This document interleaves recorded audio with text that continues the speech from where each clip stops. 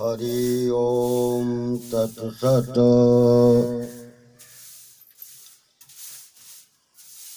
आज तीसरे दिन जो अनेक देवताओं की उपासना करते हैं उसके अंतर्गत उन देवताओं का जो फल होता है उसका वर्णन है। गोविंदाचार्य देवानां पितॄणां यक्ष रक्षसां उपासना च भूतानां फलं प्रोक्तं तु भावतः।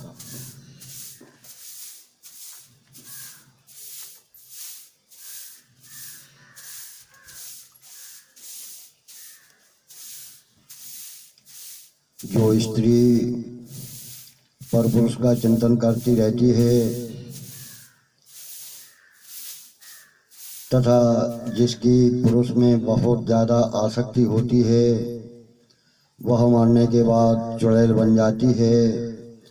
भूत प्रेतों का प्रायः यह नियम रहता है कि पुरुष भूत प्रेत पुरुष को ही पकड़ते हैं और स्त्री भूत प्रेत स्त्रियों को ही पकड़ती हैं, परंतु चुड़ैल केवल पुरुषों को ही पकड़ती है। चुड़ैल दो प्रकार की होती है, एक तो पुरुष का शोषण करती है तथा उसका खून चूसती है, उसकी शक्ति छीन करती है, और दूसरी पुरुष का पोषण करती है, उसको सुख आराम देती है। ये दोनों ही प्रकार की चुड़ैल पुरुष को अपने वश में रखती हैं। एक व्यक्ति था, वह रात के समय कहीं से अपने घर आ रहा था। रास्ते में उसने चंद्रमा के प्रकाश में एक वृक्ष के नीचे एक सुंदर स्त्री को देखा। उसने उस स्त्री से बातचीत की तो उस स्त्री ने कहा कि मैं आपके साथ चलूं। उस पुरुष ने कहा कि हाँ, आ सकती है। पुरुष के ऐसा कहने पर वह स्त्री जो चुड़ैल थी उसके पीछे आ गई। वह रोज रात में उस पुरुष के घर आती, उसके साथ रहती, उसका संग करती और सुबह होते ही चली जाती। इस प्रकार वह पुरुष का शोषण करने लगी। एक बार रात में दोनों घर पे ही थे, बत्ती जल रही थी। पुरुष ने कहा कि इसे बंद कर दे। उसने लेटे लेटे अपना लंबा हाथ करके बत्ती को बंद कर दिया। पुरुष को पता लगा कि यह कोई सामान्य स्त्री नहीं है, यह तो चुड़ैल है। वह बहुत घबराया। चुड़ैल ने उसको धमकी दी कि अगर तूने किसी को मेरे बारे में बताया तो मैं तुझे मार दूंगी। इस तरह वह रोज रात में आती और सुबह चली जाती। पुरुष का शरीर दिन प्रतिदिन सूखता जा रहा था। लोग उससे पूछते कि भैया तुम इतने क्यों सूखे जा रहे हो, क्या बात है? परंतु चुड़ैल के डर के कारण वह पुरुष किसी को कुछ बताता नहीं था। एक दिन वह दुकान से दवाई लाने गया। दुकानदार ने दवाई की पुड़िया उसे दे दी। पुरुष उस पुड़िया को जेब में रखकर घर चला आया। रात के समय जब वह चुड़ैल आई तो वह दूर से ही खड़े खड़े बोली कि तेरी जेब में जो पुड़िया रखी है उसको निकाल कर फेंक दे। पुरुष को विश्वास हो गया कि इस पुड़िया में जरूर कुछ ऐसा है जिससे यह चुड़ैल मेरे पास नहीं आ सकती। उस पुरुष ने पुड़िया नहीं फेंकूंगा ऐसा कहते हुए पुड़िया को नहीं फेंका। चुड़ैल ने बहुत कहा पर उस पुरुष ने नहीं माना।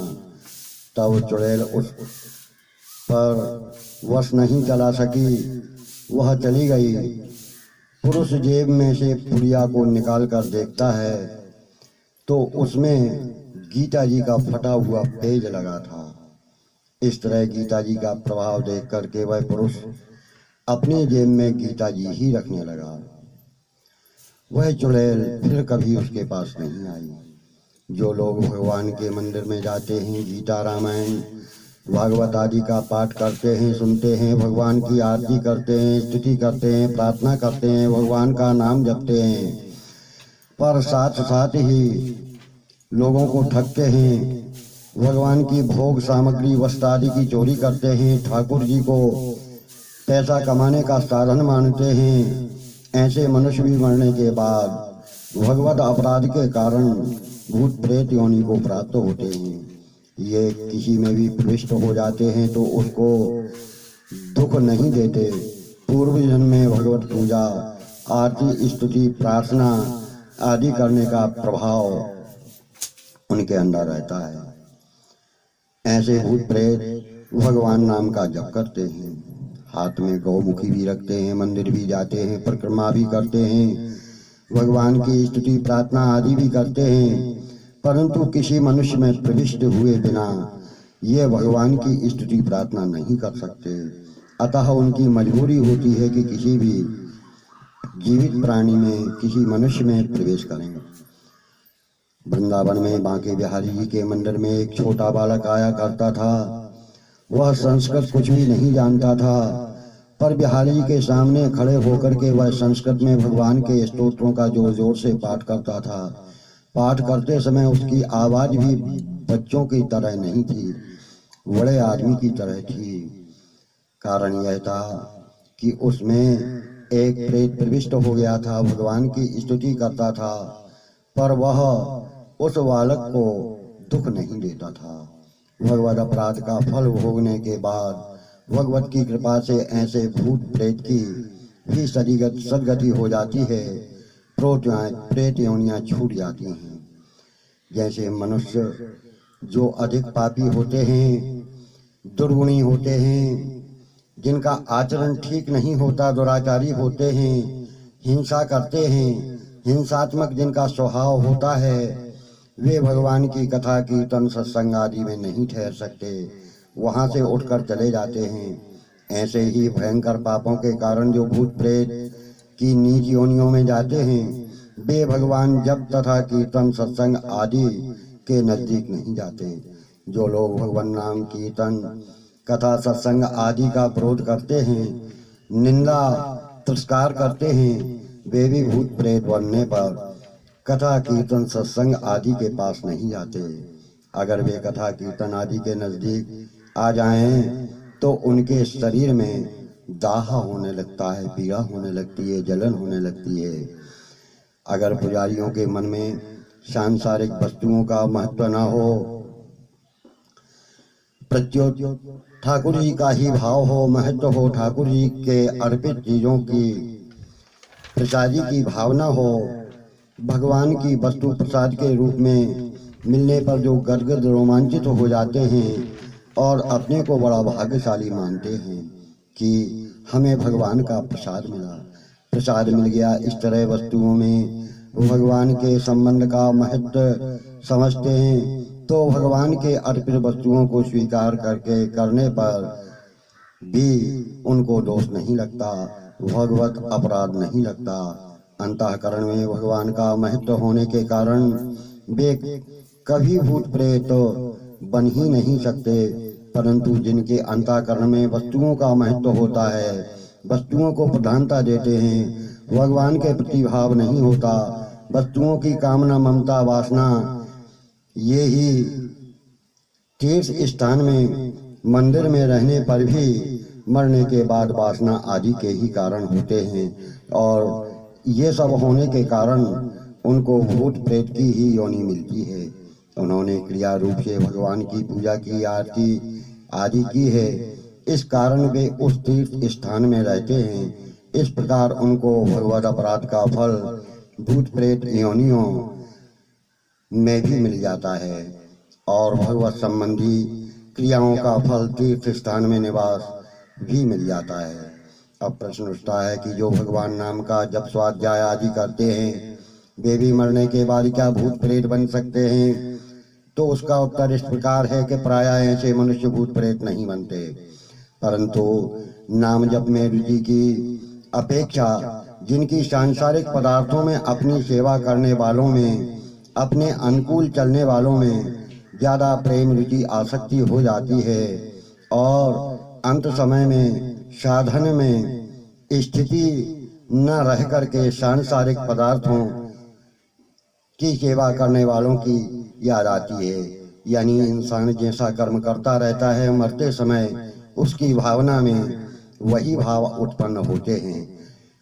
तो ऐसे जिनकी सांसारिक भोग सुख सुविधा आदि में आत्मा लगी रहती है, तो मरते समय उनकी आत्मा में उसी का भाव उत्पन्न होता है और वे मरने के बाद भूत प्रेत बन जाते हैं। ऐसे भूत प्रेत किसी को तंग नहीं करते, किसी को दुख नहीं देते। कर्मों की गति बड़ी गहन है। गहना कर्मणो गति। श्रीमद् भगवद गीता के 4 अध्याय के 17वें श्लोक में बताते हैं कि पाप पुण्य भाव आदि में तारतम्य रखने से भूत प्रेत आदि की योनियां मिल जाती हैं। भगवान ने स्वयं कहा है कि कर्म और अकर्म क्या है।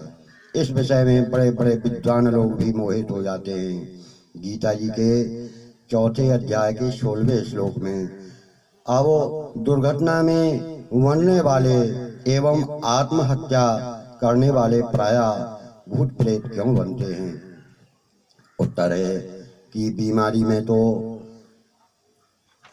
मेरे को मरना ही है, ऐसी सावधानी होश रहता है। अतः बीमार व्यक्ति संसार से उपराम होकर के भगवान में लग जाता है, संसार से अपनी भावनाओं को हटा लेता है। परंतु दुर्घटना के समय मन में कुछ ना कुछ मनोरथ चिंतन रहता ही है।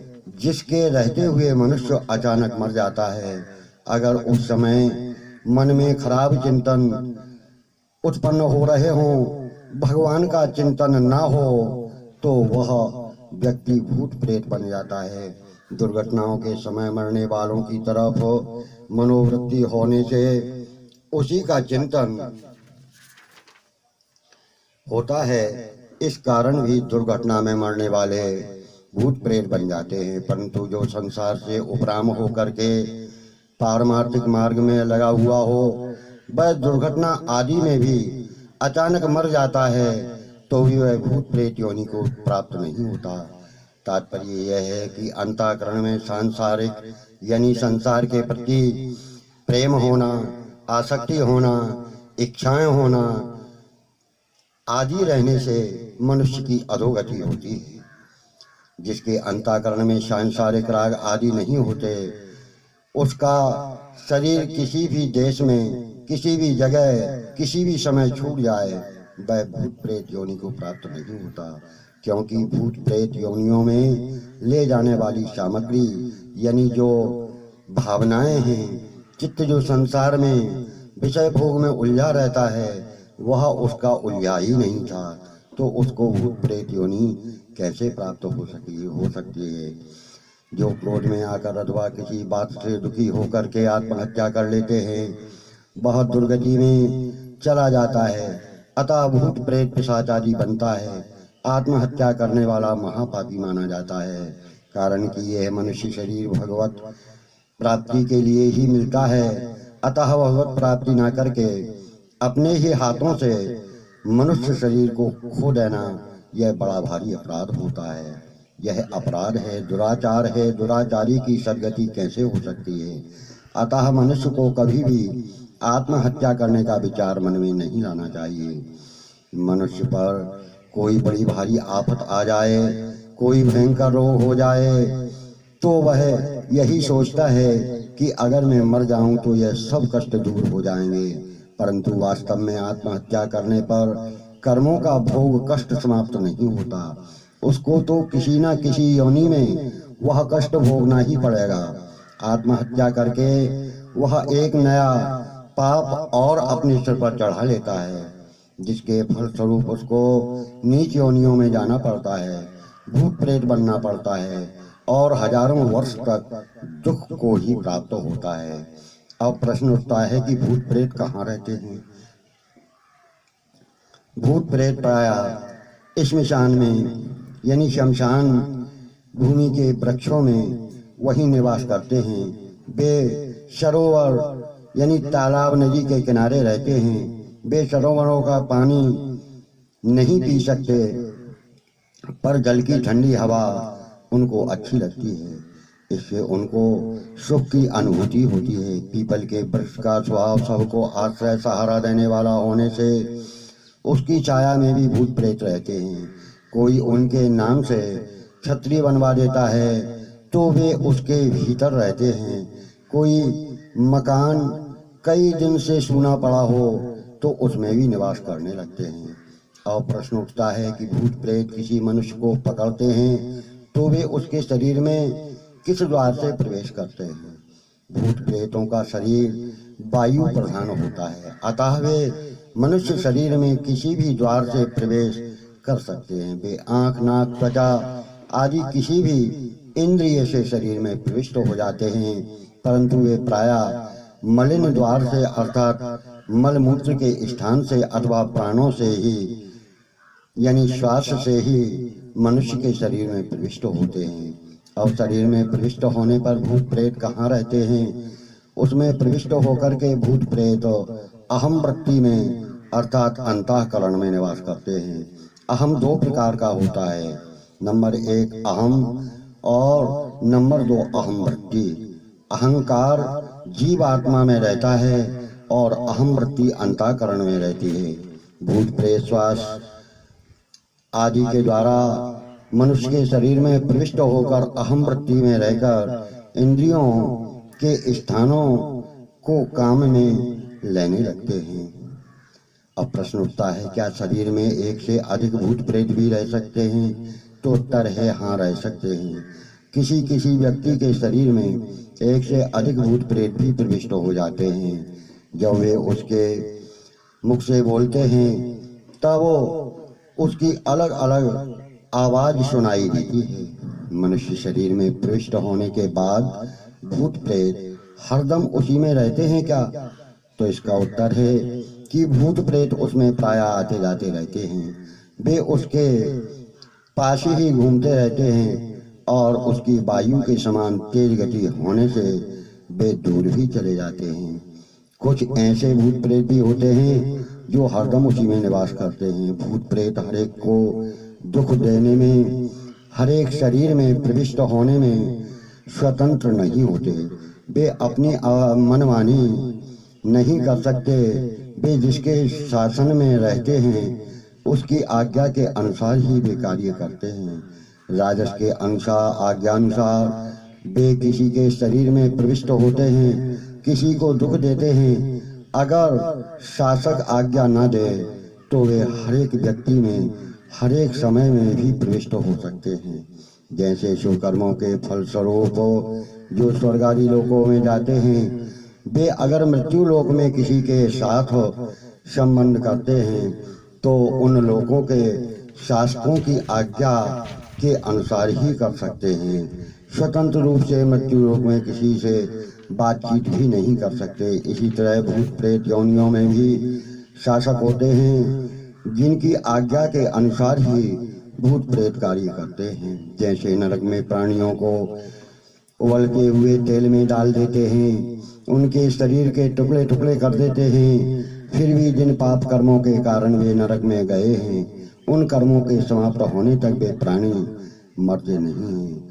ऐसे ही मनुष्य का कोई बुरे कर्मों का भोग आ जाता है तो उनमें भूत प्रेत प्रविष्ट होते हैं। जब तक कर्मों का भोग बाकी रहता है तब तक कितने ही उपाय करने पर, मंत्र यंत्र आदि का प्रयोग करने पर भी वह भूत प्रेत नहीं निकलते। जब कर्मों का भोग समाप्त हो जाता है तब किसी निमित्त से वे निकल जाते हैं। तात्पर्य यह है कि जिनको प्रारब्ध के अनुसार दुख भोगना है उन्हीं में प्रविष्ट होकर के भूत प्रेत उनको दुख देते हैं। ऐसा देखा जाता है कि कुटुंब का कोई व्यक्ति मरकर पितर बन जाता है तो वह जब आता है तब किसी एक व्यक्ति में ही आता है, हर एक में नहीं आता। इससे पता चलता है कि जिसके साथ पुराना ऋणानुबंध यानी कर्ज लेने का भाव उसी में पितर आते हैं। इस प्रकार भूत प्रेत भी उसी में आते हैं जिनके साथ पुराना कोई लेना देना होता है। भूत प्रेत मनुष्य की आयु रहते हुए उसको मार नहीं सकते। उसकी आयु समाप्त होने पर ही वे उसको मार सकते हैं। इस विषय में हमने एक ऐसी चर्चा सुनी है, लगभग 100 वर्ष पुरानी राजस्थान की घटना है। कुछ मुसलमान गायों को कसाई खाने ले जा रहे थे। वहाँ के राजा को इसकी खबर मिली तो उन्होंने अपने सिपाहियों को भेजा। सिपाहियों ने उनको मारकर गायें छुड़ा ली। उनमें से एक मुसलमान मरकर जिन्न बन गया और वह राजा के पीछे लग गया। राजा ने बहुत उपाय किए पर उसने नहीं छोड़ा। जिन्न कहता है कि मैं एक आदमी की बलि लेकर ही जाऊंगा। आखिर एक ठाकुर ने कहा कि मैं अपनी बलि देने के लिए तैयार हूँ। जिन्न ने राजा को छोड़ दिया और तुरंत उस ठाकुर को मार दिया।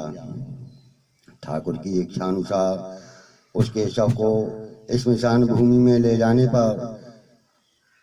जाने से पहले उसके गुरु के पास ले जाया गया। जब लोग ठाकुर के शव को उसके गुरु के चारों तरफ घुमाकर परिक्रमा दिलाकर ले जाने लगे, तब गुरु के पास बैठे एक दूसरे संत ने कहा कि शव खाली जा रहा है, कुछ देना चाहिए। गुरु बोले कि कुछ कर नहीं सकते, इसकी आयु पूरी हो चुकी है। फिर विचार करके दोनों संतों ने अपनी आयु में से 12 वर्ष की आयु देकर ठाकुर को जीवित कर दिया। तात्पर्य यह है कि राजा की आयु पूरी नहीं हुई थी, इसलिए जिन्न उसको नहीं मार सका, परंतु ठाकुर की आयु पूरी हो चुकी थी, अतः जिन्न ने उसको मारा। अब मृगी रोग वाले और प्रेत बाधा वाले मनुष्यों के लक्षण प्रायः एक समान दिखते हैं, अतः उन दोनों की अलग अलग पहचान कैसे होती है। मृगी रोग वाले व्यक्ति को मूर्छा होती है, पर प्रेत बाधा वाले व्यक्ति को प्रायः मूर्छा नहीं होती। वह कुछ ना कुछ बकता है, कहता है। मृगी रोग वाले व्यक्ति में तो एक ही जीवात्मा रहती है, पर प्रेत बाधा वाले व्यक्ति में जीवात्मा के साथ प्रेत आत्मा भी रहता है, जो उस व्यक्ति को कई तरह से दुख देता है, तंग करता है। मृगी रोग वाला व्यक्ति तो दवा से ठीक हो जाता है, प्रेत वाला बाधा वाला व्यक्ति दवा से ठीक नहीं होता। जो भूत प्रेत की बाधा को दूर किया करते हैं, ऐसे तांत्रिकों के मरने के बाद क्या गति होती है? तो भूत प्रेत बाधा दूर करने वाले तांत्रिक भी मरने के बाद प्रायः भूत ही बनते हैं। उसके अनेक कारण हैं, जैसे कि भूत तो प्रेत निकालने वाले तांत्रिक की विद्या प्रायः मलिन होती है। उनका खान पान एवं उनकी विचार शक्ति भी मलिन होती है, उच्च नहीं होती। उस मलिनता के कारण उसकी दुर्गति होती है, अर्थात वे मरने के बाद प्रेत योनियों में चले जाते हैं। भूत प्रेत किसी के शरीर में प्रविष्ट होते हैं तो उसको वहाँ सुख मिलता है, खाने पीने के लिए अच्छे पदार्थ मिलते हैं, अतः वे वहाँ से निकलना नहीं चाहते। परंतु तांत्रिक लोग मंत्रों के द्वारा उनको बलात् जबरदस्ती निकालते हैं और मदिरा की बोतल में वर्ण करके उनको जमीन में गाड़ देते हैं, अथवा किसी वृक्ष में कील देते हैं, जहाँ वे सैकड़ों वर्षों तक भूखे प्यासे रहकर महान दुख को प्राप्त होते हैं। उनको इस प्रकार दुख देना बड़ा भारी पाप है, क्योंकि किसी भी जीव को दुख देना ही पाप है। अतः उस पाप के फलस्वरूप वे तांत्रिक भी मरने के बाद प्रेत योनि में चले जाते हैं। भूत प्रेत को निकालने वाले तांत्रिक प्रायः दूसरों के हित की भावना नहीं होती, वे केवल पैसों के लोभ से ही इस कार्य में लगे रहते हैं। वे ठगते हैं, चालाकी भी करते हैं, इस कारण से उन्हें मरने के बाद भूत प्रेत की योनि में जाना पड़ता है। अगर तांत्रिक का निस्वार्थ भाव से सबका हित करने की, उपकार करने की भावना हो, अर्थात उनको भूत प्रेत ने पकड़ा है उस व्यक्ति को सुखी करने और भूत प्रेत को निकालकर उसकी गया आदि श्राद्ध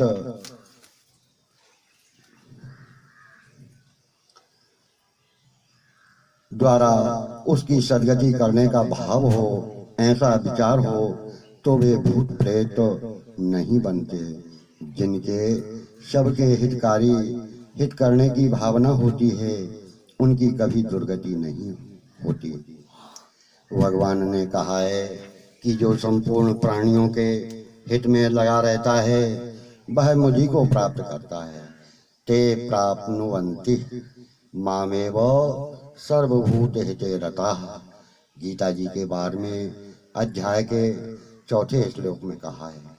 अब भूत प्रेतों को बोतल में बंद करने, कीलित करने आदि में उन भूत प्रेतों के कर्म कारण हैं या बंद करने वाला कारण है? तो इसका उत्तर यह है कि प्रमुख रूप से उनके कर्म ही कारण है। उनका कोई ऐसा पाप कर्म बन जाता है जिसके कारण वे पकड़ में आ जाते हैं। अगर उनके कर्म न हो तो वे किसी की पकड़ में नहीं आते, परंतु जो उनको कीलता है, कीलित करता है आदि करने में निमित्त बनते हैं, वे बड़ा भारी पाप करते हैं। अतः मनुष्य को भूत प्रेत के बंधन कीलन में निमित्त बनकर पाप का भागी नहीं होना चाहिए। हाँ, उनके उद्धार के लिए उनके नाम से भागवत सप्ताह, ज्ञाजी श्राद्ध, भगवान नाम का जप आदि करवाना चाहिए। अतः वे भूत प्रेत अपनी मुक्ति का जो उपाय बताते हैं, उस उपाय को करना चाहिए, जो इस प्रकार उन प्रेतात्माओं को सदगति दिलवाता है, उस योनि से मुक्त करवाता है, उसको हरि पुण्य लगता है। एवं वे दुखी प्रेतात्मा भी प्रेत योनि से छूटने पर उसको आशीर्वाद ही देते हैं। भूत प्रेतों को कीलित करने वाले तांत्रिक तो उनके कर्मों का फल भुगताने में सहायक ही बनते हैं, तो फिर उनको पाप क्यों लगता है? उत्तर इसका यह है कि वे जिनको कीलित करते हैं, कील देते हैं, जमीन में गाड़ देते हैं, उन भूत प्रेतों का तो यह कर्म फल भोग है, पर उसको कीलित करने वाले, कीलने वाले का यह नया पाप बन जाता है, जिसका दंड उनको आगे आगे भोगना पड़ता है। जैसे कोई जानवर को मारता है तो जानवर अपनी मृत्यु आने से ही मरता है, उसकी मृत्यु आए बिना उसको कोई मार ही नहीं सकता, परंतु उसको मारने वाला नया पाप करता है, क्योंकि वह लोभ, कामना, स्वार्थ आदि को लेकर ही उसको मारता है। जब कामना आदि को लेकर किया हुआ शुभ कर्म भी बंधन का कारण बन जाता है, तो कामना आदि को लेकर के अशुभ कर्म करता है, तो अशुभ कर्म करने से वह पाप के बंधन में पड़ता है। तात्पर्य यह है कि किसी को दुख देना, तंग करना, मारना ये मनुष्य का कर्तव्य नहीं, प्रत्युत अकर्तव्य है। यानी यह अपने कर्तव्य से उल्टा काम करता है। अकर्तव्य में यानी जो न करने योग्य कार्य है, उसमें मनुष्य कामना यानी किसी भी भाव को लेकर ही वह कार्य करता है। गीता जी के 3 अध्याय के 37वें श्लोक में कहते हैं कि अतः मनुष्य को कामना, श्वास आदि का त्याग करके सबके हित के लिए ही कार्य करना चाहिए। जिन भूत प्रेतों को बोतल में बंद कर दिया गया है, कील दिया गया है, वे कब तक वहाँ बने रहते हैं? तो इसका उत्तर यह है कि मंत्रों की शक्ति की भी एक सीमा होती है, एक उम्र होती है। उस मंत्रों की शक्ति को पूरा होने पर, मंत्रों की शक्ति की उम्र पूरी होने पर, जब मंत्रों की शक्ति समाप्त हो जाती है अथवा प्रेत योनि की उनकी अवधि पूरी हो जाती है, तब वे भूत प्रेत वहाँ से छूट जाते हैं। अगर उनकी उम्र बाकी रहने पर भी कोई अनजान में कील निकाल दे तो वह जमीन को खोदते ही, बोतल के फूटते ही, पेड़ से कील निकालते ही बंधन से मुक्त हो जाते हैं और पुनः दूसरों को दुख देने लगते हैं। अगर कोई पेड़ में गड़ी हुई कील को निकाल दे, जमीन में गड़ी हुई बोतल को फोड़ दे, तो उसमें बंद भूत प्रेत उसको पकड़ेंगे तो नहीं, वहां से छूटने पर भूत प्रेत उनको पकड़ सकते हैं। अतः हर एक आदमी को ऐसा काम नहीं करना चाहिए।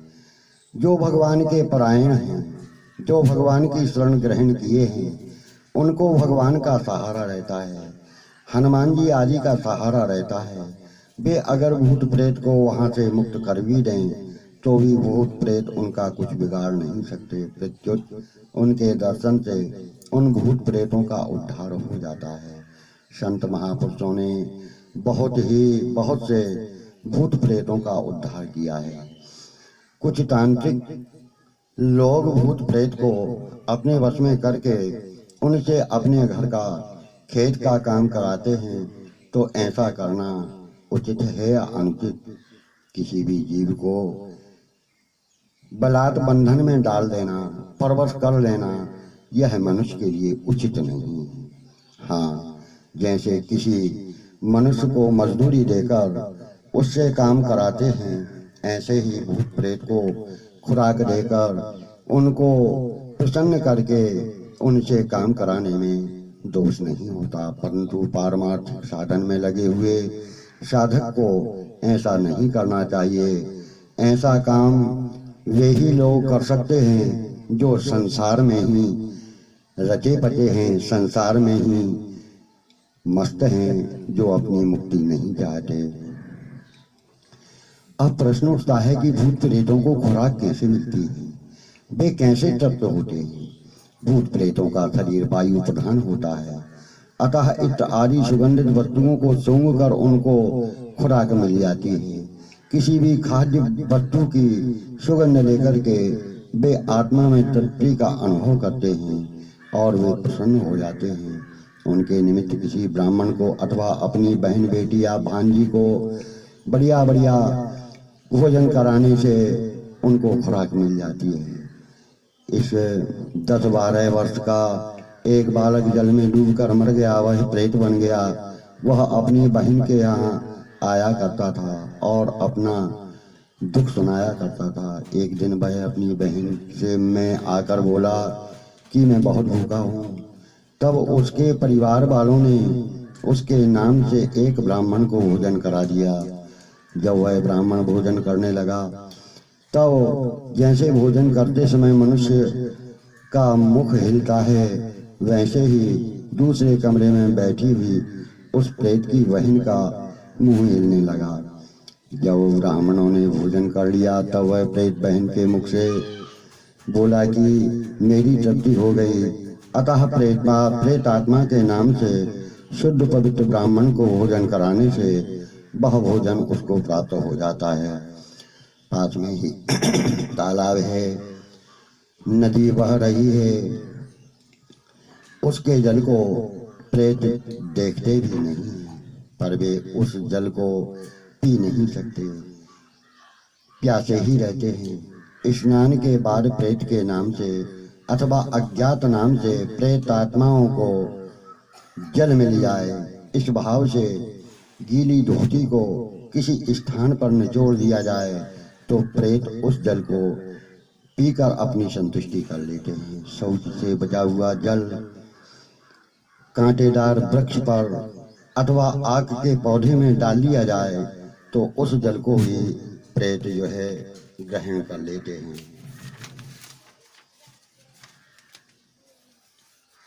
और तृप्त होते हैं।